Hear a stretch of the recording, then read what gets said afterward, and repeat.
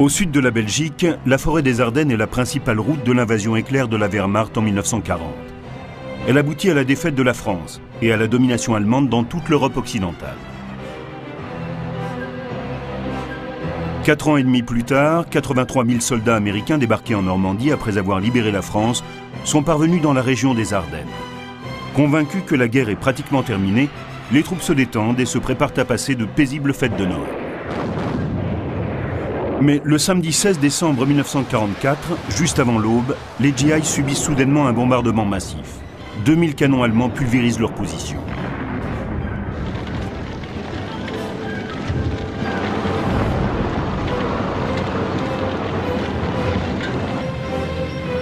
À 5h30 du matin, les troupes d'assaut allemandes, regroupées dans le plus grand secret, se mettent en marche.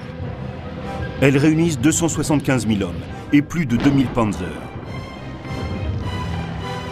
La contre-offensive allemande, dite von Rundstedt, du nom du maréchal qui en est officiellement responsable, mais ne participera pas à l'action, appelée plus tard Bataille des Ardennes, vient de commencer. Hitler joue là sa dernière carte sur le front de l'Ouest. Son objectif, diviser les forces anglo-américaines pour stopper leur progression en Allemagne. S'il échoue, l'Allemagne perd le meilleur de ce qui subsiste de la Wehrmacht après 4 ans de guerre. Et il s'expose en outre à une défaite sur le front de l'Ouest, comme sur celui de l'Est. C'est au général Omar Bradley que le commandant en chef des forces alliées, Dwight Eisenhower, confie la mission de contrecarrer les plans allemands. Tandis que c'est au feldmaréchal Walter Model qu'Hitler ordonne de frapper un coup décisif. Le résultat va en être un face-à-face capital entre ces deux chefs respectés par leurs troupes.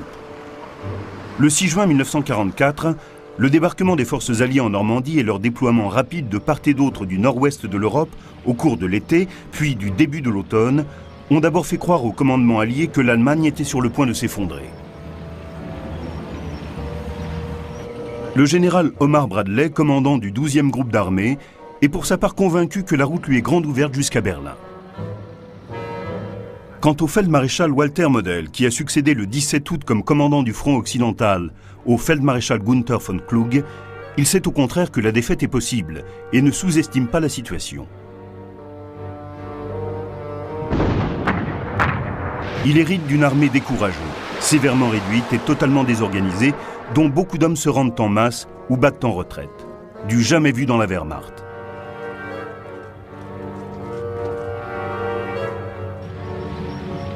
Mais la progression alliée marque le pas.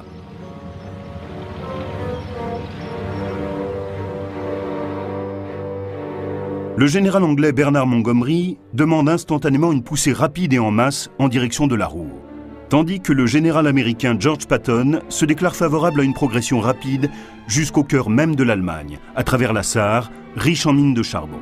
Le général Dwight Eisenhower, commandant en chef des forces alliées, se montre lui plus pragmatique et opte pour 2 offensives simultanées. Mais les Alliés se heurtent à un problème de taille. Leurs lignes d'approvisionnement, qui partent toujours de la tête de pont de Normandie, s'étirent donc maintenant de manière dangereuse. Les convois d'approvisionnement, que l'on appelle les Red Bull Express, doivent rouler 24 heures sur 24 pour atteindre les unités sur la ligne de front. Ils risquent alors d'utiliser autant de carburant qu'ils en transportent. Cette crise croissante aurait dû être allégée avec la prise le 4 septembre par les Anglais du port belge d'Anvers, quasiment intact.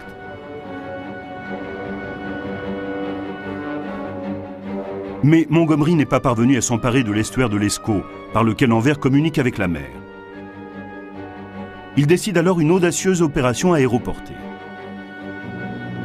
Lancée le 17 septembre, cette opération vise à sécuriser les ponts au-dessus des voies navigables clés en Hollande, avant de franchir le Rhin, ultime barrière naturelle de l'Allemagne à l'ouest.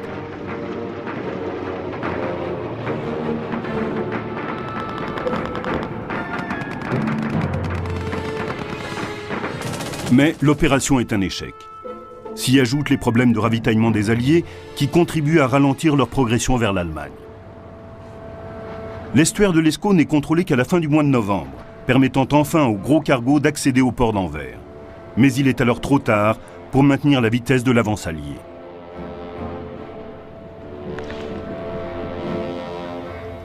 Durant cet automne 1944, tandis que ces hommes se rapprochent peu à peu de la frontière allemande, Bradley vit difficultés et contrariétés. Dans le camp adverse, au début de l'automne, Hitler nomme le feldmaréchal Gerd von Rundstedt commandant en chef du front occidental. Le feldmaréchal Model est par conséquent placé à la tête du groupe d'armée B, et il veut faire tourner à son avantage les problèmes d'approvisionnement subis par ses ennemis. Le ralentissement de la progression alliée permet à la Wehrmacht de se remettre des désastres de l'été. C'est ce que les Allemands appelleront le miracle de l'Ouest.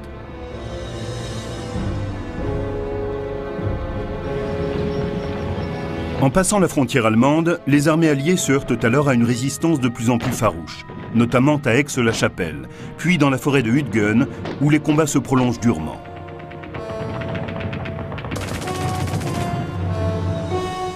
Eisenhower comprend que l'espoir d'achever la guerre en Europe avant la fin de l'année 1944 est désormais vain. Plus grave, Adolf Hitler est sur le point de lancer une contre-offensive majeure.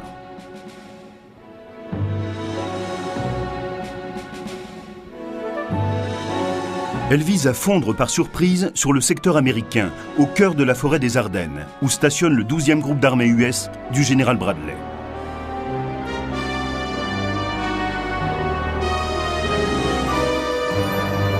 Cette offensive va conduire Bradley et Model à un affrontement direct.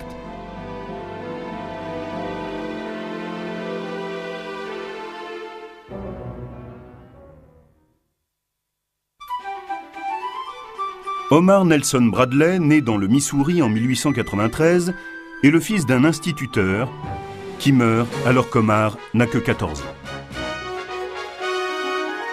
Il rejoint l'académie militaire de West Point en 1911 et fait partie de la même promotion qu'Eisenhower. Les deux élèves obtiennent brillamment leur diplôme en 1915. Bradley choisit l'infanterie et durant la Première Guerre mondiale, il commande un bataillon qui n'est pas engagé. En 1920, il retourne à West Point comme professeur de mathématiques. De 1924 à 1934, il sert dans des fonctions d'état-major avant de prendre un commandement d'infanterie. Il gravit plus vite que nombre de ses pairs les échelons de la hiérarchie. Nommé chef de bataillon, Bradley sert ensuite comme instructeur à l'école d'infanterie de Fort Benning, en Géorgie.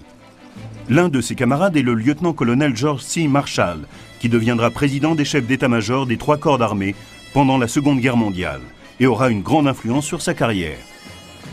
Au début de l'année 1941, Bradley devient commandant de Fort Benning. En décembre 1941, lorsque les États-Unis entrent en guerre après l'attaque japonaise de Pearl Harbor, Bradley, assoiffé d'action, promu général, est nommé à la tête d'une division d'infanterie. L'occasion se présente enfin pour le brigadier général Bradley lorsqu'Eisenhower l'appelle au sein de son état-major pour planifier l'opération Torche, le débarquement allié dans le nord-ouest de l'Afrique, prévu pour novembre 1942. Au cours de la campagne de Tunisie, il est adjoint du 2e corps d'armée US, dont il prend ensuite le commandement. À la fin de la campagne, en mai 1943, il entre triomphalement à Bizerte.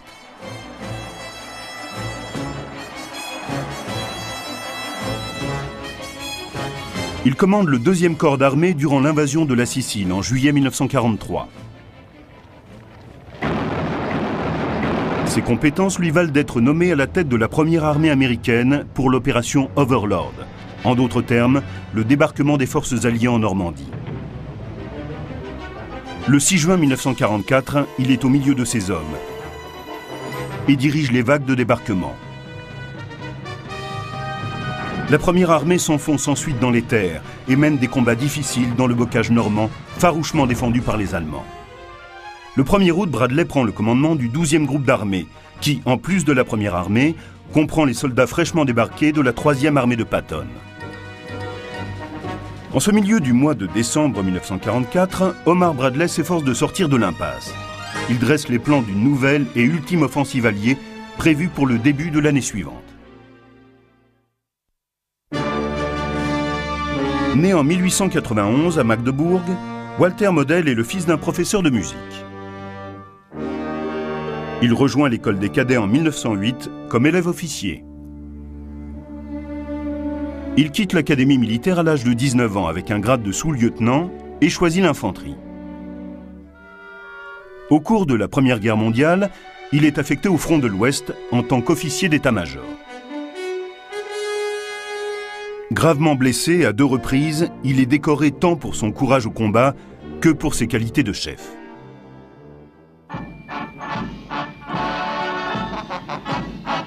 Après la guerre, il reste au sein de la Reichswehr et est nommé lieutenant-colonel en 1932.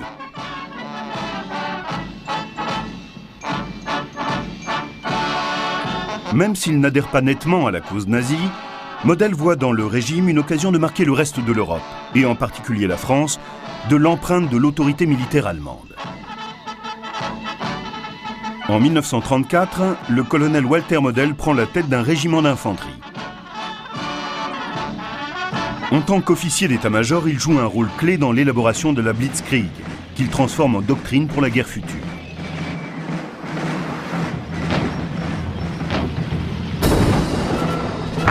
Il devient chef d'état-major du 4e corps d'armée et participe ainsi à la campagne de Pologne en 1939. Il est ensuite nommé chef d'état-major du 16e corps d'armée et prend part à l'assaut sur la France et les Pays-Bas en mai 1940. En 1941, il est lieutenant général et commande une Panzer-Division puis un Panzerkorps durant l'invasion de l'URSS. C'est sur le front de l'Est qu'il acquiert sa réputation d'expert de la défense mobile. Il est alors surnommé le pompier d'Hitler. Model prend la tête de la 9e armée en janvier 1942, alors que les Russes se préparent à lancer une contre-offensive. Lorsqu'on lui demande avec quoi il compte sauver la situation, il répond « moi-même ». L'attaque russe est contenue. La 9e armée subit de lourdes pertes durant l'offensive de Koursk en juillet 1943. Mais les difficultés et les souffrances de l'armée allemande s'aggravant entre l'été 1943 et 1944, Hitler devient de plus en plus dépendant de la loyauté de Model et de son savoir-faire en matière de défense. Les compétences de Model lui valent l'admiration du Führer, qui fait de lui le plus jeune feldmaréchal de l'armée allemande en mars 1944. En août de la même année, face à l'effondrement des défenses allemandes sur le front occidental, Hitler fait une fois de plus appel à Model. Entre septembre et décembre 1944, il rétablit les lignes de défense à l'ouest et se prépare à passer à l'offensive.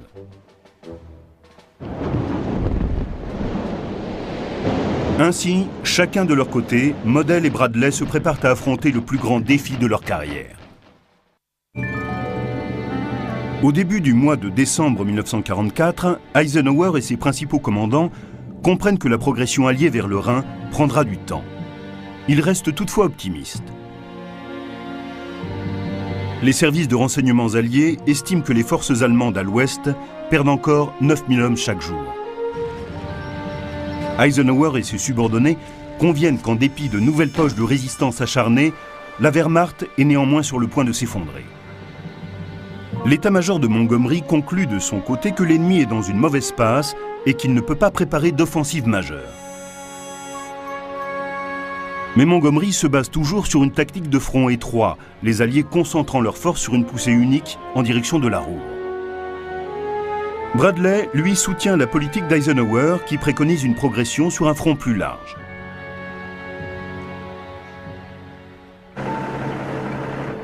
Les Ardennes se retrouvent par conséquent au centre d'un compromis stratégique. Eisenhower surmonte rapidement l'impasse en décrétant que les Alliés atteindront le Rhin en attaquant des 2 côtés des Ardennes au début de l'année 1945. Au début du mois de décembre, la ligne de front alliée s'étire sur plus de 300 km. Eisenhower décide alors de réduire ses forces dans les 130 km du secteur central des Ardennes.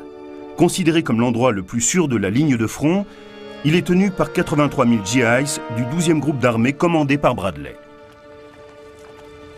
Composé en majeure partie de bataillons d'infanterie, ce groupe d'armée arrive tout juste des États-Unis. Certains de ces soldats n'ont jamais vu le feu, d'autres se remettent de combats difficiles qu'ils ont menés au nord, dans la forêt de Hütgen. Bradley dispose de 250 chars Sherman armés d'un canon de 75 mm. Ils sont utiles contre le Panzer Mark IV allemand, mais ne sont pas adaptés aux Panzer Panther et Tigre, plus lourdement armés. Il dispose en outre de 500 pièces d'artillerie de tout calibre.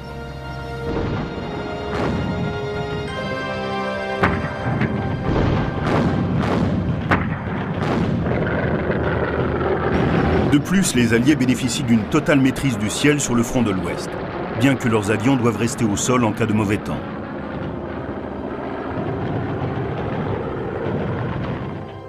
Pour Bradley, tenir les Ardennes avec si peu de troupes est un risque calculé.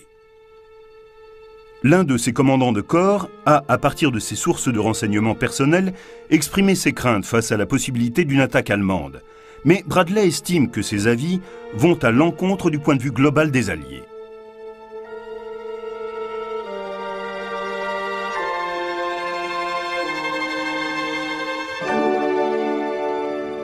Involontairement, Bradley et ses collègues sont devenus trop dépendants des renseignements obtenus par le système de décodage de la machine allemande, ultra secrète, Enigma. Ce système, appelé Ultra, est basé à Bletchley Park, près de Londres. Mais Ultra fournit peu d'informations confirmant une offensive allemande imminente, principalement en raison d'un silence radio imposé par Hitler. Cela laisse les commandants alliés dans un état de confiance dangereux. Dès le 19 août, Hitler et les membres les plus proches de son état-major commencent à bâtir les bases de ce qui deviendra la bataille des Ardennes. Cela montre le joueur invétéré qu'est devenu le Führer. Au cours du seul mois d'août, la Wehrmacht a perdu plusieurs centaines de panzers et plus d'un demi-million d'hommes. Mais Hitler est au courant des frictions qui secouent le camp allié. Il joue avec l'idée d'une contre-offensive surprise à l'ouest qui diviserait les Alliés et causerait l'effondrement de la coalition.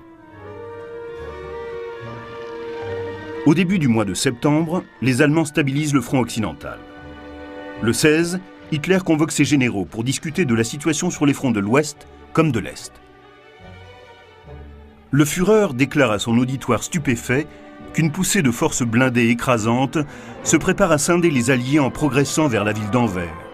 Pour que la surprise soit totale, l'offensive sera lancée à partir de la forêt des Ardennes, comme en 1940. Mais le bombardement allié des usines de pétrole artificiel allemandes fait que l'on attribue aux unités participantes à l'offensive prévue à peine un quart du carburant qui leur serait indispensable. Pour pouvoir gagner, Model doit donc s'emparer des dépôts de carburant américains afin de réapprovisionner ses panzers. S'il n'y parvient pas, c'est la panne sèche. Bien qu'Hitler lui ait assuré qu'il aurait à sa disposition des troupes éprouvées à lancer contre les Alliés, Model s'oppose farouchement à une telle idée. Avec von Rundstedt, il propose une alternative plus modeste, la prise en tenaille d'Aix-la-Chapelle pour piéger les forces de Bradley le long de la Meuse. C'est ce qu'on appellera la petite solution. Mais Hitler ne veut rien entendre. Face à l'envergure du projet, Model pense que sa seule chance de réussir repose sur l'effet de surprise. L'offensive est donc préparée pour le 16 décembre 1944. La poussée principale se fera à travers les Ardennes, puis bifurquera vers le nord-ouest en direction d'Anvers. Model dispose pour cela de 24 divisions, dont 10 Panzerdivisionen, ce qui représente plus de 275 000 hommes, répartis en 3 armées.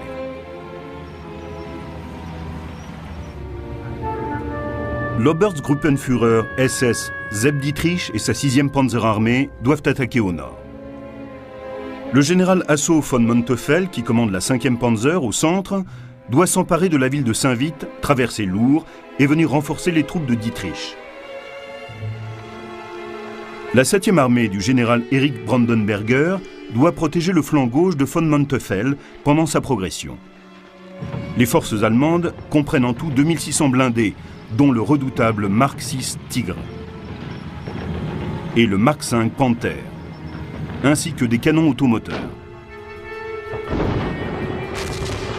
Sur les instructions d'Hitler, Model a concentré 2000 pièces d'artillerie pour assurer un bombardement préliminaire dévastateur et soutenir l'assaut des divisions blindées. Model dispose d'environ 2000 avions, ce qui n'est pourtant pas suffisant pour contrecarrer la suprématie aérienne écrasante des Alliés. Le commandant allemand compte beaucoup sur la ruse et le secret. Le nom de code de l'attaque est Wacht am Rhein, garde du Rhin. La diffusion de fausses informations fait croire aux Alliés que l'activité allemande est purement défensive. Les 5e et 6e Panzer sont toutes deux concentrées à bonne distance de leur position de départ, ce qui trompe encore les Alliés. Hitler interdit les communications radio concernant la future offensive. Les messages sont délivrés par des officiers escortés d'agents de la Gestapo. Pour la concentration finale des troupes sur le front, les officiers de l'état-major allemand orchestrent une progression qui s'étend sur 3 jours. Les troupes n'avanceront qu'à la nuit tombée, se cachant le jour dans la forêt. L'opération Condor est montée spécialement pour compléter la ruse. Des commandos anglophones, vêtus d'uniformes américains, mènent des actes de sabotage dans les lignes arrières américaines. Dirigé par le colonel SS Otto Skorzeny, chef d'un commando spécialement constitué, l'opération vise à créer le maximum de confusion et de panique parmi les troupes de Bradley. À la mi-décembre, il semble évident que le moral et la valeur des troupes qui de chaque côté se préparent à s'affronter auront un rôle déterminant dans l'issue de la bataille.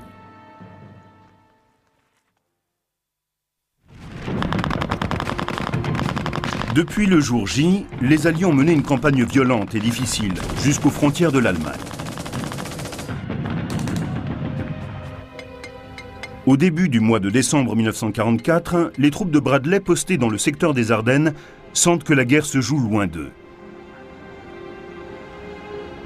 Composée en majorité soit de bleus, soit de vétérans des récents combats, l'armée de Bradley est souvent appelée la nursery et la maison de retraite de l'armée américaine.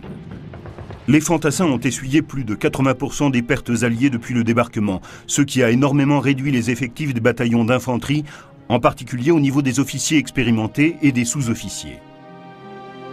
Les renforts fraîchement arrivés ont encore à faire leurs preuves sur le terrain.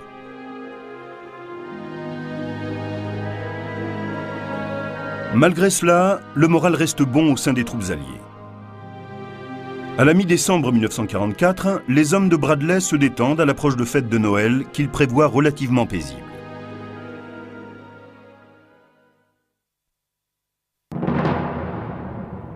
De lourdes pertes ont forcé les Allemands à restructurer leur bataillon d'infanterie en 1944. Hitler a ainsi créé les divisions de Volksgrenadiers qui recrutent les hommes de 16 et 17 ans jusque-là exemptés. D'autres viennent de la Luftwaffe ou de la Kriegsmarine. La plupart sont hâtivement entraînés et connaissent très peu les tactiques d'infanterie.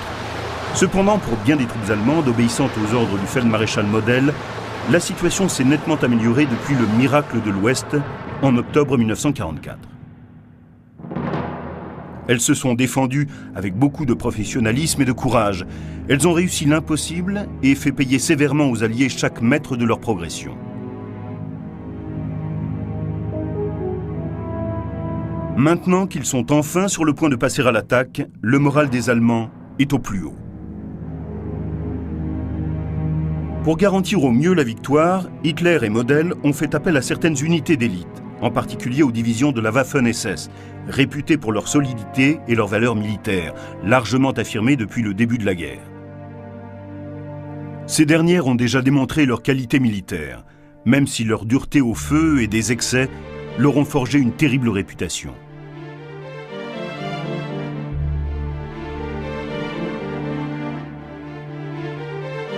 Model dispose également d'unités de parachutistes et des fameuses Panzer Divisions de la 5e armée du général von Manteuffel, qui montrent toujours une grande assurance, en particulier depuis qu'elles savent que leurs chars Panther et Tigre sont supérieurs aux Sherman américains.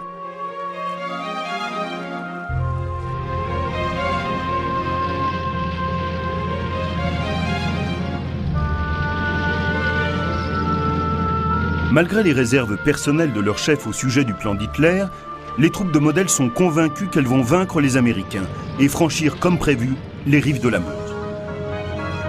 Au soir du 15 décembre 1944, les forces allemandes se mettent en marche vers leur position d'attaque.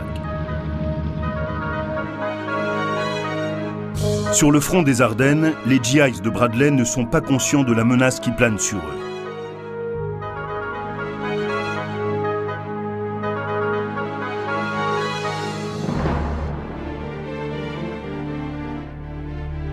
Entre l'insouciant Omar Bradley et le résolu Walter Model, va bientôt éclater une lutte sanglante et sans merci.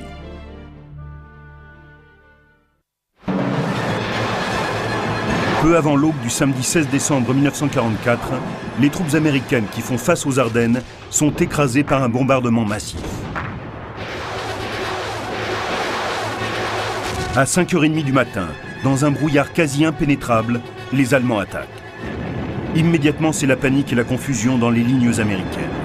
Au centre, la 28e division américaine recule rapidement, tandis qu'au nord, les premiers éléments de la 106e division se retrouvent coupés des autres. Pourtant, quelques unités isolées parviennent à rester en place, empêchant les Allemands de réaliser une première percée jusqu'aux rives de la Meuse. Sur le flanc nord, la 6e SS Panzer Division de Zeb Dietrich se trouve bloquée par les hommes de la 99e division de Bradley. Se heurtant à une résistance plus forte que ce qu'il avait prévu, Dietrich décide d'envoyer l'une de ses divisions vers le sud, où les Américains semblent plus faciles à atteindre.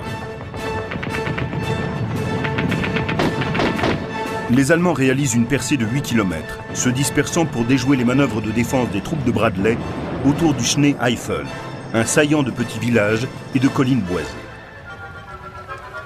Au centre, la 5e Panzer de Manteuffel progresse encore.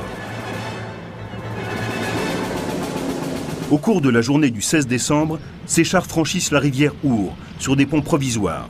Une percée se dessine en direction de Bastogne. Il paraît bientôt évident aux yeux de Model que la prise du nœud routier de Bastogne est effectivement déterminante pour le succès de l'offensive allemande.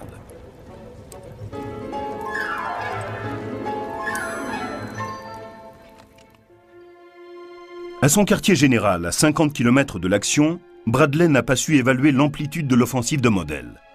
Il pense au départ qu'il s'agit d'une simple attaque, menée par quelques têtes brûlées. Mais les troupes américaines qui luttent maintenant désespérément pour contenir l'assaut en force allemand sont prêtes à lui donner une toute autre version. Les centaines de prisonniers américains n'ont pas eu de chance. Beaucoup sont capturés avant même d'avoir pu résister, écrasés par l'intensité de l'attaque allemande. Eisenhower ne partage pas l'opinion de Bradley et craint une offensive majeure. Il envoie 2 divisions blindées des formations voisines prendre position sur les flancs de la ligne allemande. Les soldats du génie américain aident à ralentir la marche des Panzers. Ils créent des obstacles en travers des lignes de progression ennemies et font sauter les ponts avant que les chars de Model ne les atteignent.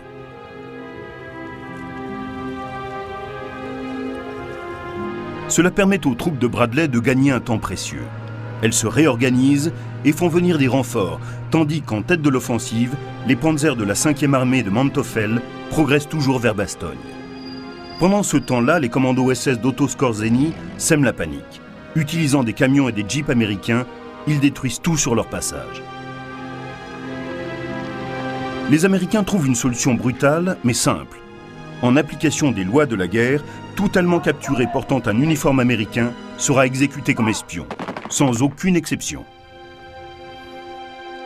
Au bout de 48 heures de combat, les troupes de Model qui ont échoué au nord et au sud se canalisent à l'ouest vers le saillant, ce qui les prive du chemin le plus court pour atteindre la Meuse.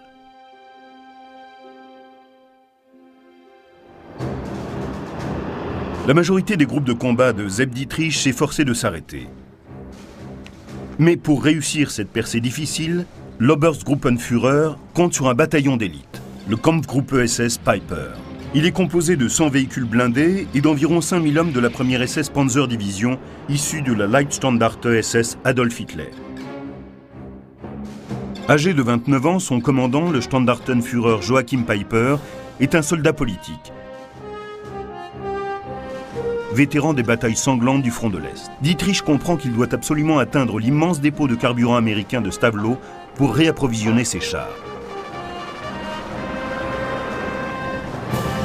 Sa percée dépend maintenant de Piper et de ses formidables Panzer Tigre de 70 tonnes, que les 18 cm de blindage rendent quasi invulnérables.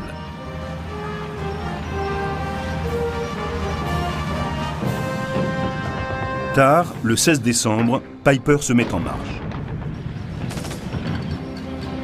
Lancé en direction de la Meuse, son groupe de combat progresse à grande vitesse.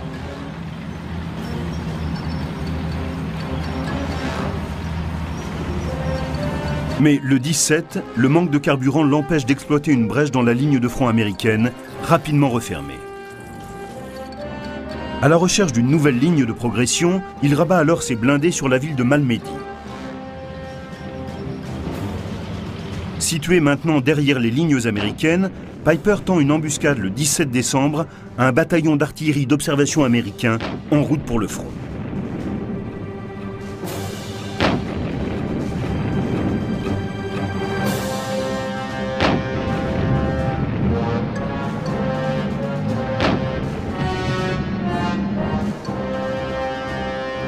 Les soldats qui survivent à l'attaque et se rendent sont froidement abattus.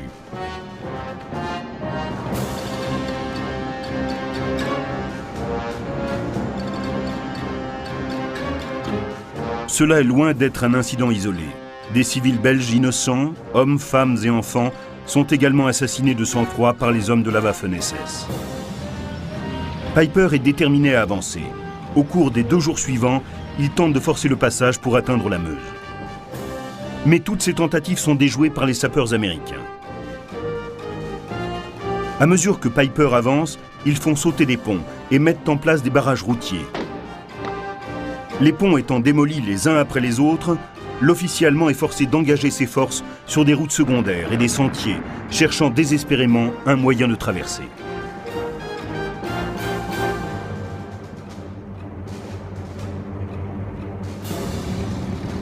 Piper ne peut s'empêcher de maudire ce fichu génie américain.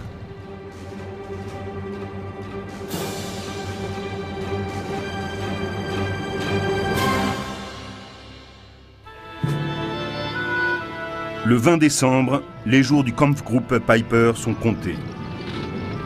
Avant le soir du Nouvel An, il aura cessé d'exister. Model comprend qu'il s'agissait du dernier sursaut de la 6e Panzer de Dietrich dans le nord des Ardennes. Mais dans le sud, les hommes de Bradley mènent une autre bataille décisive autour de Saint-Vith.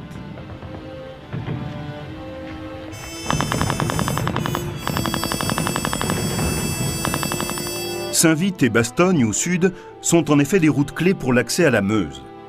Bradley sait qu'il doit garder le contrôle de ces 2 villes pour éviter une percée allemande. Il se tourne alors vers Patton, qui commande la 3e armée dans le sud des Ardennes, et lui ordonne de lancer 3 de ses divisions vers le nord, en direction de Bastogne. Le 20 décembre, au même moment, Eisenhower place Montgomery à la tête des forces alliées sur le flanc nord des Ardennes. Le 30e corps d'armée britannique rejoint alors la bataille en déployant ses forces pour protéger les gués sur la Meuse.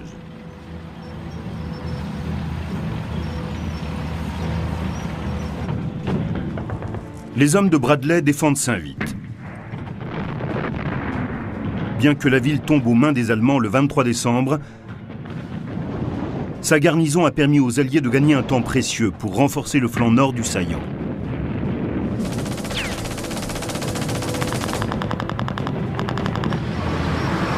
Model reste déterminé à franchir la Meuse avec l'aide de la 5e Panzer de Manteuffel.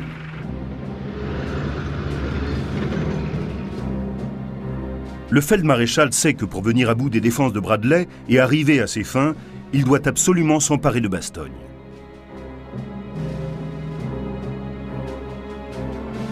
Occupée et défendue par la 101e division aéroportée américaine et par un groupe de combat de la 10e division blindée, la ville est sur le point de devenir la pierre de touche du sort de Bradley et de Model.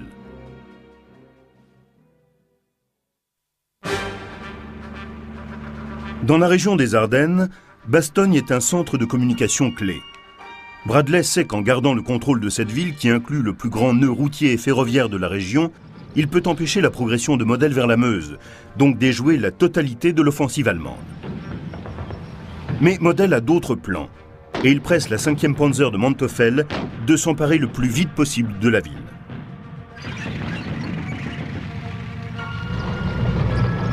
Le 22 décembre 1944, Isolé par 3 divisions allemandes, Bastogne, assiégée, est le théâtre de violents combats qui font rage de jour comme de nuit.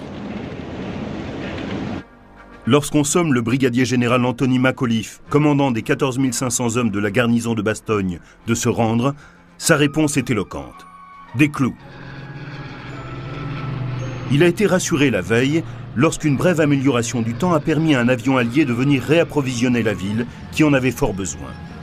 Mais quand les Allemands lancent le gros de leur offensive, les Alliés sont presque écrasés. Les combats font rage pendant 3 jours.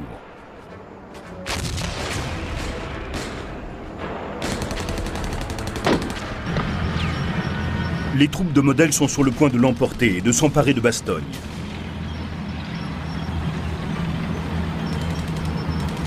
Le jour de Noël, elles mènent leur assaut le plus féroce et percent les défenses de McAuliffe sur 2 points. Quand le commandant du 502e régiment aéroporté demande au téléphone où se trouve l'ennemi, on lui répond sans ménagement que s'il jette un œil à la fenêtre, il se trouvera nez à nez avec la gueule d'un canon 88.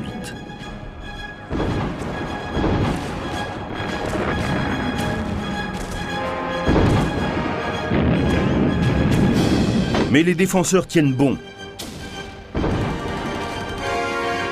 Et l'assaut allemand est stoppé.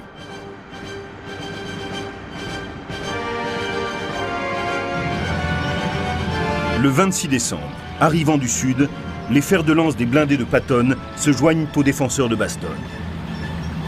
Grâce à un tour de force logistique, Patton est parvenu à amener dans le nord la quasi-totalité de sa 3e armée. Il perce un trou béant dans l'axe sud de la ligne de progression de Model. Les formations blindées allemandes postées dans l'ouest de Bastogne sont maintenant isolées et à court de carburant, ce qui les rend vulnérables aux contre-attaques alliées. Ils vont être la cible d'un bombardement précis de l'artillerie de Bradley.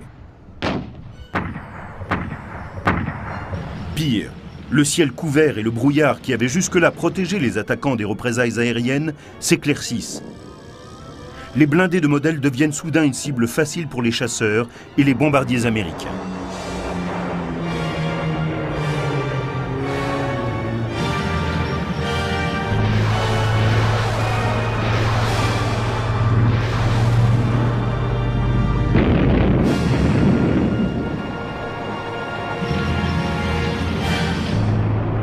Un pilote américain rapporte après l'atterrissage qu'il vient juste d'être le témoin d'un grand massacre.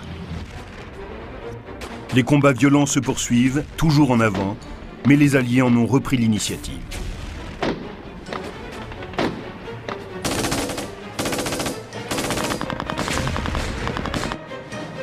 Bastogne est sauvée.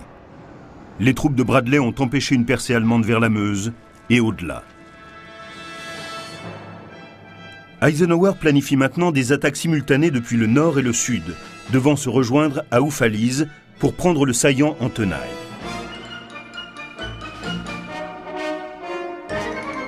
Pressentant un désastre imminent, Model presse Hitler de l'autoriser à se replier. Mais le Führer refuse. Bien plus, le 1er janvier 1945, il ordonne une nouvelle offensive dans le sud de l'Alsace. C'est l'opération Norwind.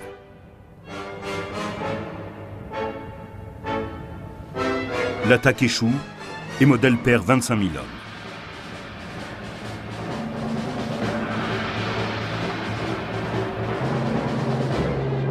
Le même jour, la Luftwaffe lance une attaque massive sur les bases aériennes alliées en Belgique et dans le sud de la Hollande.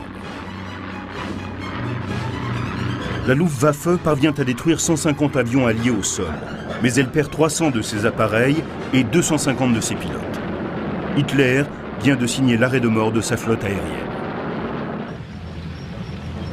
La contre-offensive d'Eisenhower commence le 3 janvier 1945 par des attaques simultanées conduites en direction de Oufalise. Le 8 janvier, les tenailles alliées venant du nord et du sud se referment sur la ville.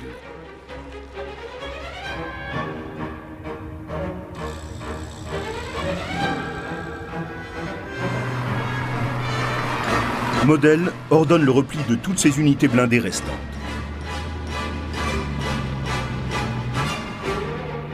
Le 15, les deux armées se rencontrent à Oufalise.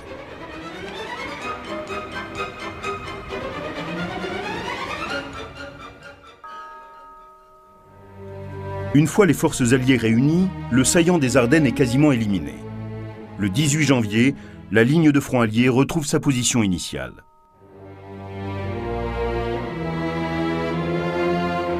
Durant le mois que dure l'offensive des Ardennes, le 12e groupe d'armée de Bradley perd 60 000 hommes, dont 9 000 sont tués. 15 000 soldats américains sont faits prisonniers. Mais les Allemands, eux, perdent 120 000 hommes. 13 000 d'entre eux meurent au combat, 50 000 sont capturés.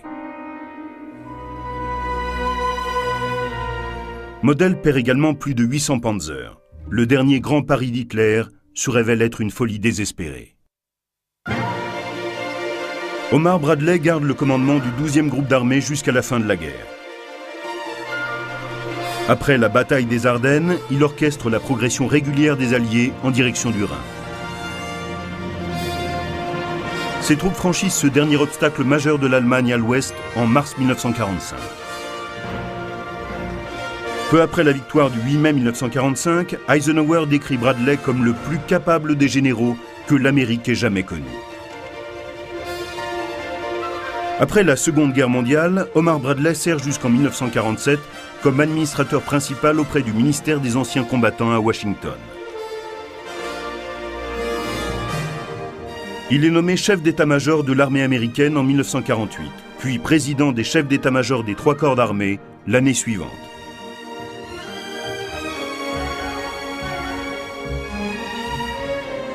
Il participe alors activement à la formation de l'OTAN et au conflit en Corée.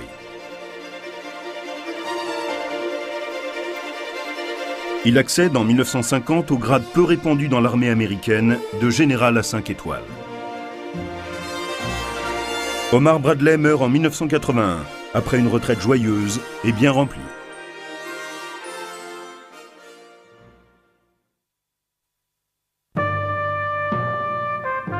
Model continue à commander le groupe d'armée B après l'offensive des Ardennes, et il organise un repli adroit, cette fois, de l'autre côté du Rhin. Mais en avril 1945, ce qui reste de son armée est pris au piège dans la poche de la Ruhr. Alors que ses troupes sont encerclées, le général américain Matthew Ridgway lui propose la reddition. Mais Model choisit le suicide. Il se tue le 21 avril dans un bois aux abords de Duisbourg. La contre-offensive des Ardennes, ou la bataille des Ardennes, fut le dernier grand pari du Troisième Reich d'Adolf Hitler. Au départ, l'attaque allemande fit penser aux victoires stupéfiantes de la Blitzkrieg en 1939 et 1940. Mais Hitler ne parvint pas à comprendre que les Ardennes, en cet hiver 1944, étaient très différentes de ce qu'elles étaient au début de l'été 1940. Une fois les Alliés remis de ce chaos initial, leur écrasante supériorité en hommes et en matériel voua l'offensive allemande à l'échec. Pour Omar Bradley, la bataille fut un succès, mais aussi un amendement et une expérience difficile. Pour Walter Model, elle se révéla être un face-à-face désespéré et finalement désastreux.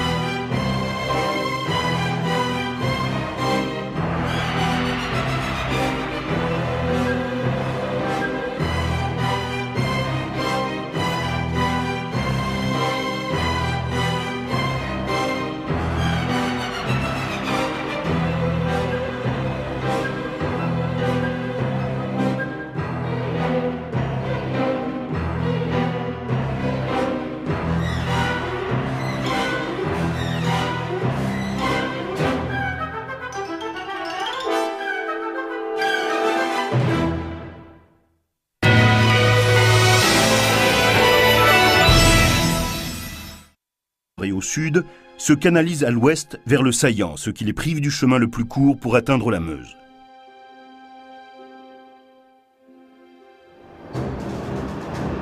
La majorité des groupes de combat de Sepp Dietrich s'est forcée de s'arrêter. Mais pour réussir cette percée difficile, l'Oberstgruppenführer compte sur un bataillon d'élite, le Kampfgruppe SS Piper. Il est composé de 100 véhicules blindés et d'environ 5000 hommes de la première SS Panzer Division, issue de la Leibstandarte SS Adolf Hitler. Âgé de 29 ans, son commandant, le Standartenführer Joachim Peiper, est un soldat politique. Vétéran des batailles sanglantes du front de l'Est. Dietrich comprend qu'il doit absolument atteindre l'immense dépôt de carburant américain de Stavelot pour réapprovisionner ses chars. Sa percée dépend maintenant de Peiper et de ses formidables Panzer Tigre de 70 tonnes, que les 18 cm de blindage rendent quasi invulnérables.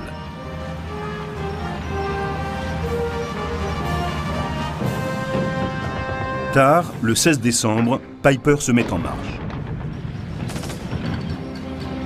Lancé en direction de la Meuse, son groupe de combat progresse à grande vitesse.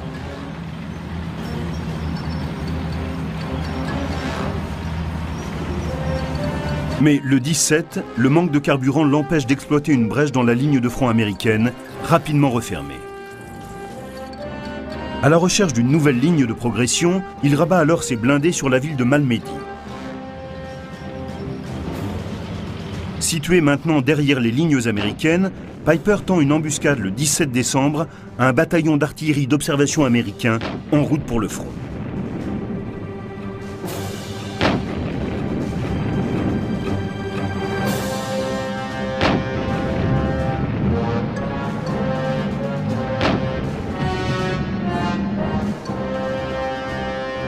Les soldats qui survivent à l'attaque et se rendent sont froidement abattus.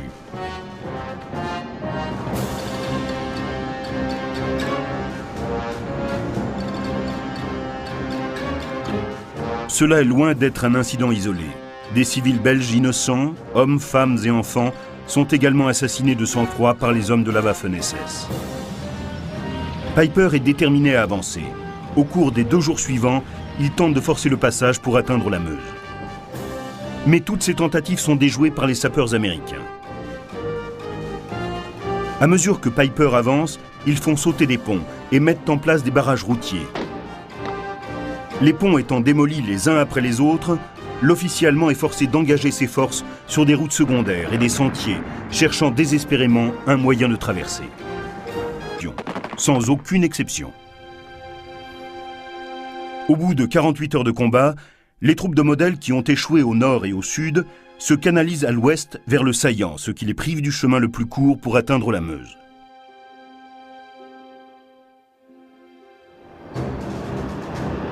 La majorité des groupes de combat de Sepp Dietrich s'est forcée de s'arrêter. Mais pour réussir cette percée difficile, l'Oberstgruppenführer compte sur un bataillon d'élite, le Kampfgruppe SS Peiper. Il est composé de 100 véhicules blindés et d'environ 5000 hommes de la première SS Panzer Division, issue de la Leibstandarte SS Adolf Hitler. Âgé de 29 ans, son commandant, le Standartenführer Joachim Peiper, est un soldat politique. Vétéran des batailles sanglantes du front de l'Est. Dietrich comprend qu'il doit absolument atteindre l'immense dépôt de carburant américain de Stavelot pour réapprovisionner ses chars. Sa percée dépend maintenant de Peiper et de ses formidables Panzer Tigre de 70 tonnes, que les 18 cm de blindage rendent quasi invulnérables.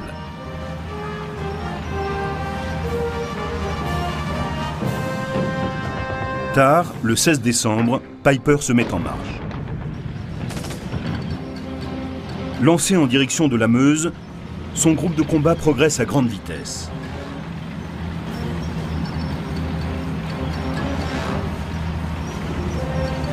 Mais le 17, le manque de carburant l'empêche d'exploiter une brèche dans la ligne de front américaine, rapidement refermée. À la recherche d'une nouvelle ligne de progression, il rabat alors ses blindés sur la ville de Malmedy. Situé maintenant derrière les lignes américaines, Peiper tend une embuscade le 17 décembre à un bataillon d'artillerie d'observation américain en route pour le front.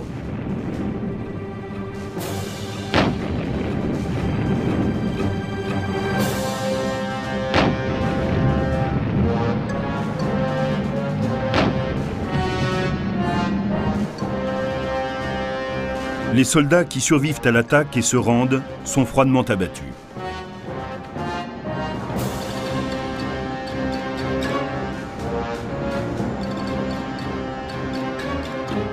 Cela est loin d'être un incident isolé. Des civils belges innocents, hommes, femmes et enfants, sont également assassinés de sang-froid par les hommes de la Waffen-SS. Peiper est déterminé à avancer. Au cours des 2 jours suivants, il tente de forcer le passage pour atteindre la Meuse. Mais toutes ces tentatives sont déjouées par les sapeurs américains. À mesure que Peiper avance, ils font sauter des ponts et mettent en place des barrages routiers.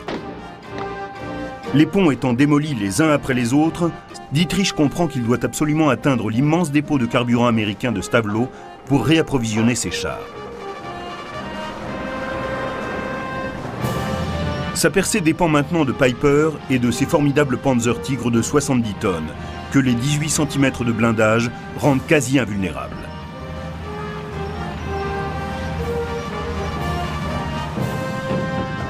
Tard, le 16 décembre, Peiper se met en marche.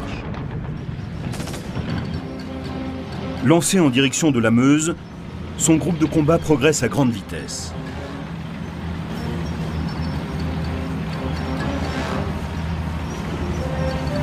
Mais le 17, le manque de carburant l'empêche d'exploiter une brèche dans la ligne de front américaine, rapidement refermée. À la recherche d'une nouvelle ligne de progression, il rabat alors ses blindés sur la ville de Malmedy.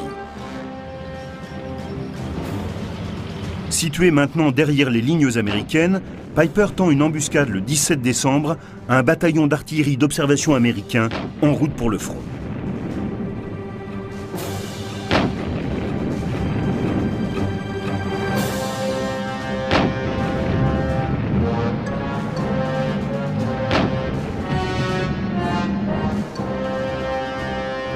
Les soldats qui survivent à l'attaque et se rendent sont froidement abattus.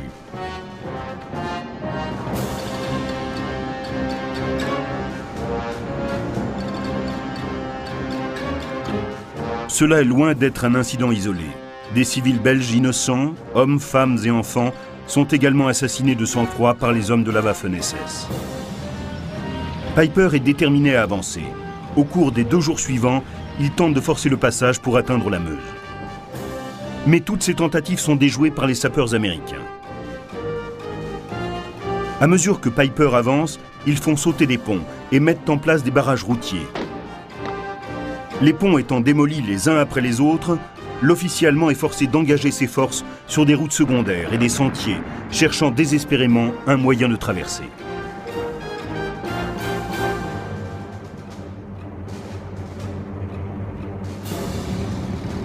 Peiper ne peut s'empêcher de maudire ce fichu génie américain.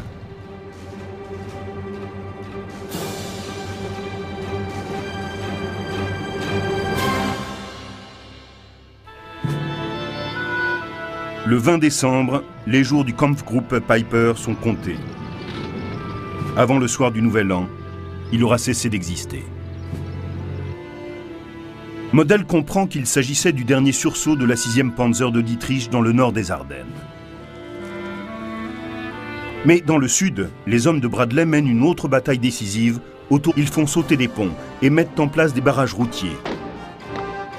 Les ponts étant démolis les uns après les autres, l'officier allemand est forcé d'engager ses forces sur des routes secondaires et des sentiers, cherchant désespérément un moyen de traverser.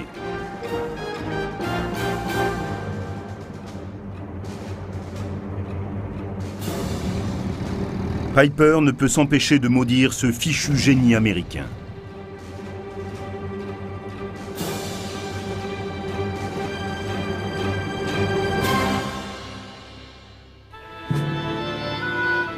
Le 20 décembre, les jours du Kampfgruppe Peiper sont comptés.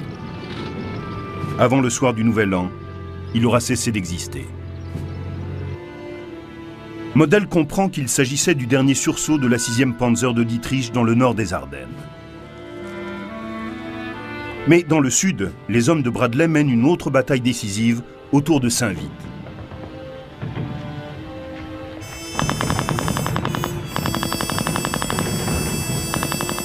Saint-Vith et Bastogne, au sud, sont en effet des routes clés pour l'accès à la Meuse. Bradley sait qu'il doit garder le contrôle de ces 2 villes pour éviter une percée allemande. Il se tourne alors vers Patton, qui commande la 3e armée dans le sud des Ardennes, et lui ordonne de lancer 3 de ses divisions vers le nord en direction de Bastogne. Le 20 décembre, au même moment, Eisenhower place Montgomery à la tête des forces alliées sur le flanc nord des Ardennes. Le 30e corps d'armée britannique rejoint alors la bataille en déployant ses forces pour protéger les gués sur la Meuse.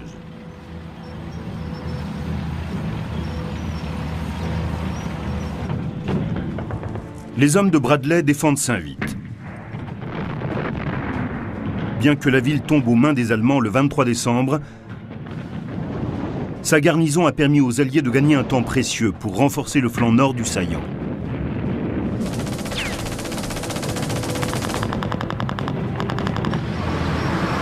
Model reste déterminé à franchir la Meuse avec l'aide de la 5e Panzer de Manteuffel.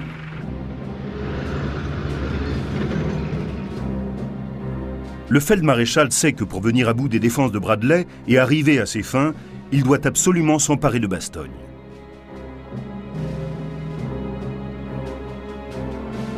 Occupée et défendue par la 101e division aéroportée américaine et par un groupe de combat de la 10e division blindée, la ville est sur le point de devenir la pierre de touche du sort de Bradley et de Model.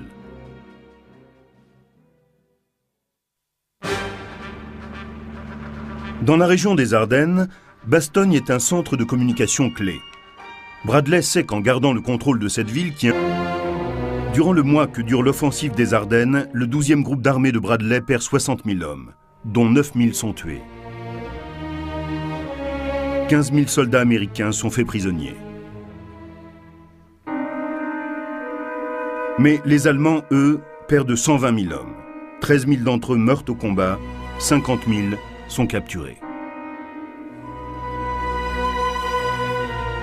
Model perd également plus de 800 Panzers. Le dernier grand pari d'Hitler se révèle être une folie désespérée. Omar Bradley garde le commandement du 12e groupe d'armée jusqu'à la fin de la guerre. Après la bataille des Ardennes, il orchestre la progression régulière des Alliés en direction du Rhin. Ses troupes franchissent ce dernier obstacle majeur de l'Allemagne à l'ouest en mars 1945. Peu après la victoire du 8 mai 1945, Eisenhower décrit Bradley comme le plus capable des généraux que l'Amérique ait jamais connu. Après la Seconde Guerre mondiale, Omar Bradley sert jusqu'en 1947 comme administrateur principal auprès du ministère des Anciens Combattants à Washington. Il est nommé chef d'état-major de l'armée américaine en 1948, puis président des chefs d'état-major des 3 corps d'armée l'année suivante.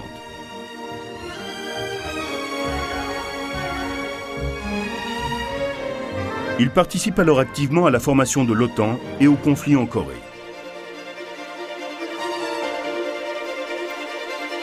Il accède en 1950 au grade peu répandu dans l'armée américaine de général à 5 étoiles. Omar Bradley meurt en 1981, après une retraite joyeuse et bien remplie.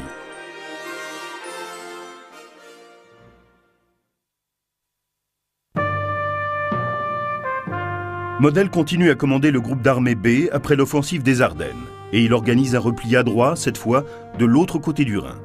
Mais en avril 1945, ce qui reste de son armée est pris au piège dans la poche de la Ruhr. Alors que ses troupes sont encerclées, le général américain Matthew Ridgway lui propose la reddition. Mais Model choisit le suicide. Il se tue le 21 avril dans un bois aux abords de Duisbourg. La contre-offensive des Ardennes, ou la bataille des Ardennes, fut le dernier grand pari du Troisième Reich d'Adolf Hitler.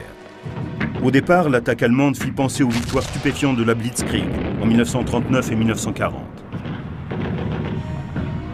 Mais Hitler ne parvint pas à comprendre que les Ardennes, en cet hiver 1944, étaient très différentes de ce qu'elles étaient au début de l'été 1940. Une fois les Alliés remis de ce chaos initial, leur écrasante... Mais l'opération est un échec. S'y ajoutent les problèmes de ravitaillement des Alliés qui contribuent à ralentir leur progression vers l'Allemagne. L'estuaire de l'Escaut n'est contrôlé qu'à la fin du mois de novembre, permettant enfin aux gros cargos d'accéder au port d'Anvers. Mais il est alors trop tard pour maintenir la vitesse de l'avance alliée.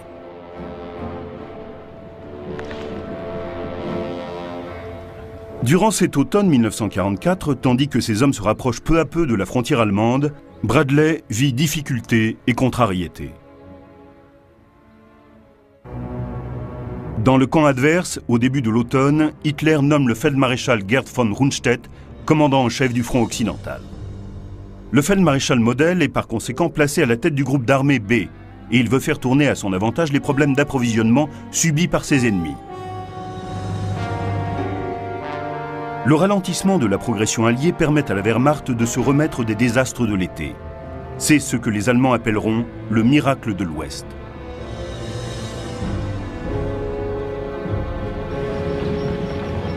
En passant la frontière allemande, les armées alliées se heurtent alors à une résistance de plus en plus farouche, notamment à Aix-la-Chapelle, puis dans la forêt de Hüttgen, où les combats se prolongent durement.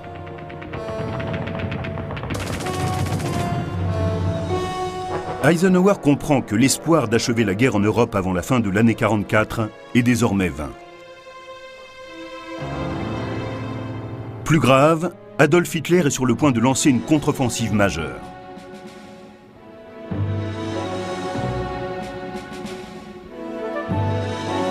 Elle vise à fondre par surprise sur le secteur américain, au cœur de la forêt des Ardennes, où stationne le 12e groupe d'armée US du général Bradley.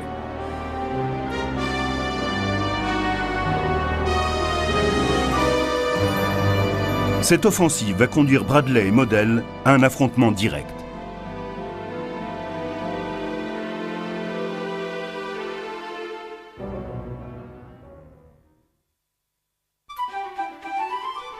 Omar Nelson Bradley, né dans le Missouri en 1893, est le fils d'un instituteur qui meurt alors qu'Omar n'a que 14 ans. Il rejoint l'académie militaire de West Point en 1911 et fait partie de la même promotion qu'Eisenhower. Les deux élèves obtiennent brillamment leur diplôme en 1915.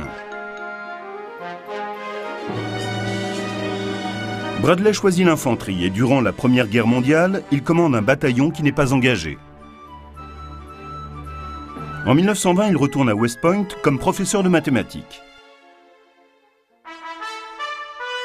De 1924 à 1934, il sert dans des fonctions d'état-major. Dietrich comprend qu'il doit absolument atteindre l'immense dépôt de carburant américain de Stavelot pour réapprovisionner ses chars. Sa percée dépend maintenant de Piper et de ses formidables Panzer Tigre de 70 tonnes, que les 18 cm de blindage rendent quasi invulnérables.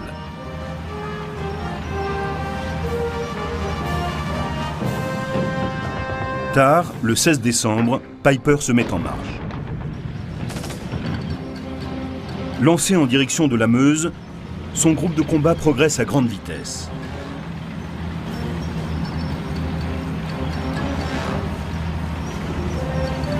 Mais le 17, le manque de carburant l'empêche d'exploiter une brèche dans la ligne de front américaine, rapidement refermée. À la recherche d'une nouvelle ligne de progression, il rabat alors ses blindés sur la ville de Malmedy. Situé maintenant derrière les lignes américaines, Piper tend une embuscade le 17 décembre à un bataillon d'artillerie d'observation américain en route pour le front.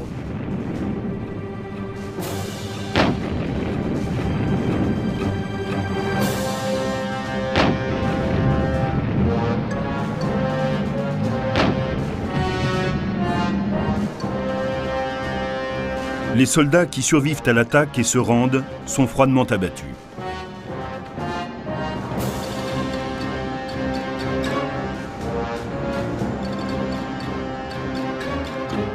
Cela est loin d'être un incident isolé.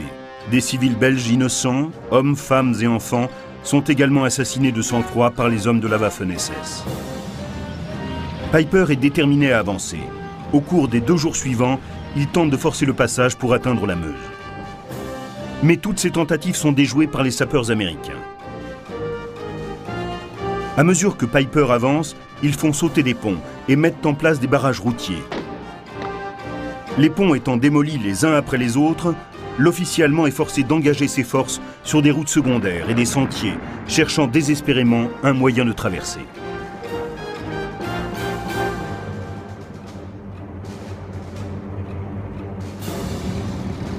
Piper ne peut s'empêcher de maudire ce fichu génie américain.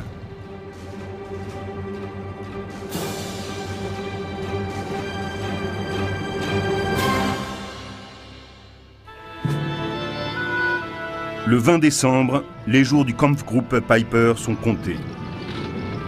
Avant le soir du Nouvel An, il aura cessé d'exister. Model comprend qu'il s'agissait du dernier sursaut de la 6e Panzer de Dietrich dans le nord des Ardennes. Mais dans le sud, les hommes de Bradley mènent une autre bataille décisive autour de leur qualité militaire, même si leur dureté au feu et des excès leur ont forgé une terrible réputation.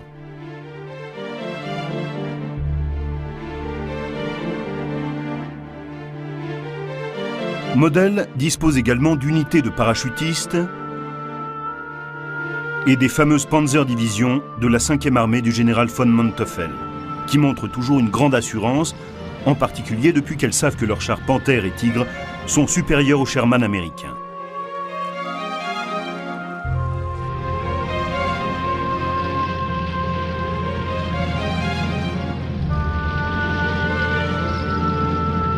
Malgré les réserves personnelles de leur chef au sujet du plan d'Hitler, les troupes de Model sont convaincues qu'elles vont vaincre les Américains et franchir comme prévu les rives de la Meuse. Au soir du 15 décembre 1944, les forces allemandes se mettent en marche vers leur position d'attaque. Sur le front des Ardennes, les GIs de Bradley ne sont pas conscients de la menace qui plane sur eux.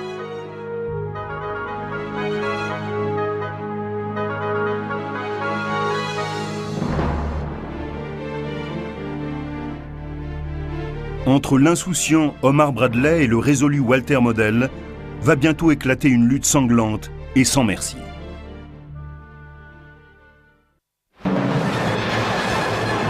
Peu avant l'aube du samedi 16 décembre 1944, les troupes américaines qui font face aux Ardennes sont écrasées par un bombardement massif. À 5h30 du matin, dans un brouillard quasi impénétrable, les Allemands attaquent. Immédiatement, c'est la panique et la confusion dans les lignes américaines. Au centre, la 28e division américaine recule rapidement, tandis qu'au nord, les premiers éléments de la 106e division se retrouvent coupés des autres. Pourtant, quelques unités isolées parviennent à rester en place, empêchant les Allemands de réaliser une première percée jusqu'aux rives de la Meuse. Sur le flanc nord, la 6e SS Panzer Division de Zeb Dietrich se trouve bloquée par les hommes de la 99e division de Bradley. Se heurtant à une résistance plus forte que ce qu'il avait prévu, Dietrich décide d'envoyer l'une de ses divisions vers le sud, où les Américains semblent plus faciles à atteindre. Les Allemands réalisent une percée de 8 km, se dispersant pour déjouer les manœuvres de défense des troupes de Bradley autour du Schnee-Eifel, un saillant de petits villages et de collines boisées.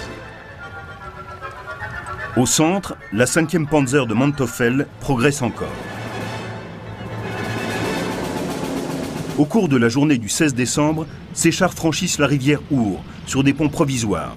Une percée se dessine en direction de Bastogne. Le 18 janvier, la ligne de front alliée retrouve sa position initiale.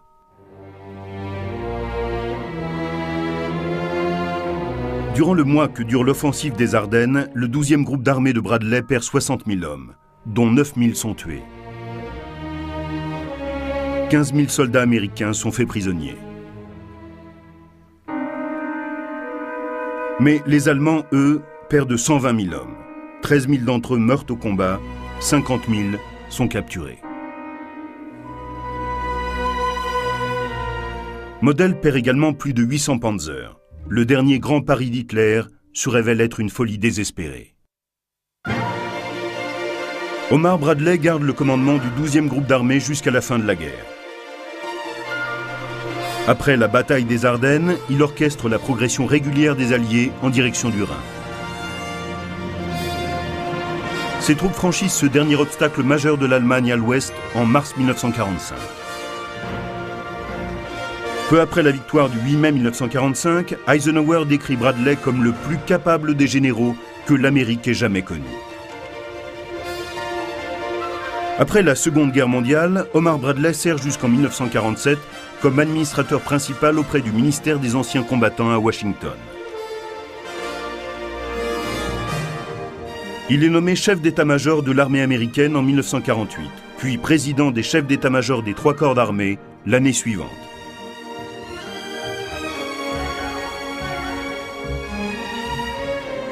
Il participe alors activement à la formation de l'OTAN et au conflit en Corée.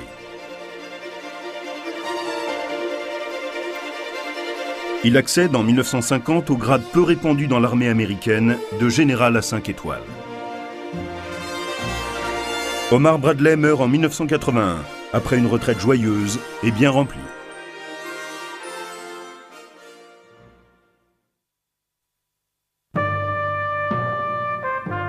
Model continue à commander le groupe d'armée B après l'offensive des Ardennes, et il organise un repli adroit, cette fois, de l'autre côté du Rhin. Mais en avril 1945, ce qui reste de son armée est pris au piège dans la poche de la Ruhr. Alors que ses troupes sont encerclées, le général américain Matthew Ridgway lui propose la reddition. Mais Model choisit le suicide. Il se tue le 21 avril dans un bois aux abords de Duisbourg. La contre-offensive des Ardennes, ou la bataille des Ardennes, fut le dernier grand pari du Troisième Reich d'Adolf Hitler. Au départ, l'attaque allemande fit penser aux victoires stupéfiantes de la Blitzkrieg en 1939 et 1940. Mais Hitler ne parvint pas à comprendre que les Ardennes, en cet hiver 1944, étaient rapides jusqu'au cœur même de l'Allemagne, à travers la Sarre, riche en mines de charbon. Le général Dwight Eisenhower, commandant en chef des forces alliées, se montre lui plus pragmatique et opte pour 2 offensives simultanées. Mais les Alliés se heurtent à un problème de taille. Leurs lignes d'approvisionnement, qui partent toujours de la tête de pont de Normandie, s'étirent donc maintenant de manière dangereuse. Les convois d'approvisionnement, que l'on appelle les Red Bull Express, doivent rouler 24 heures sur 24 pour atteindre les unités sur la ligne de front. Ils risquent alors d'utiliser autant de carburant qu'ils en transportent. Cette crise croissante aurait dû être allégée avec la prise le 4 septembre par les Anglais du port belge d'Anvers, quasiment intact.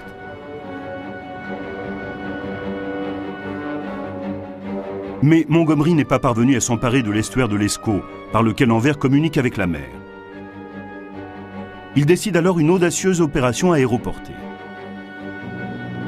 Lancée le 17 septembre, cette opération vise à sécuriser les ponts au-dessus des voies navigables clés en Hollande, avant de franchir le Rhin, ultime barrière naturelle de l'Allemagne à l'ouest.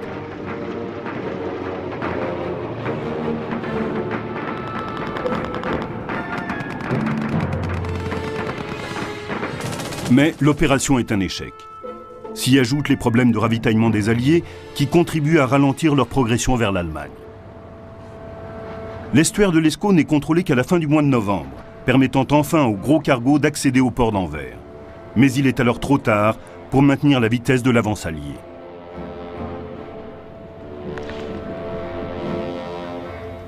Durant cet automne 1944, tandis que ses hommes se rapprochent peu à peu de la frontière allemande, Bradley vit difficultés et contrariétés.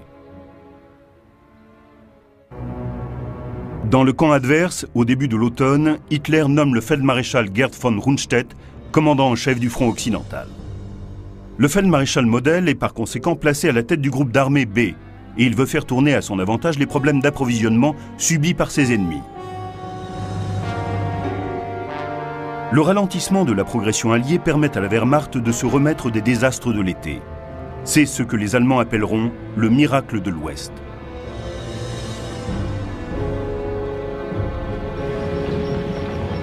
En passant la frontière allemande, les armées alliées se heurtent alors à une résistance de plus en plus farouche, notamment à Aix-la-Chapelle, puis dans la forêt de Hüttgen, où les combats se prolongent durement.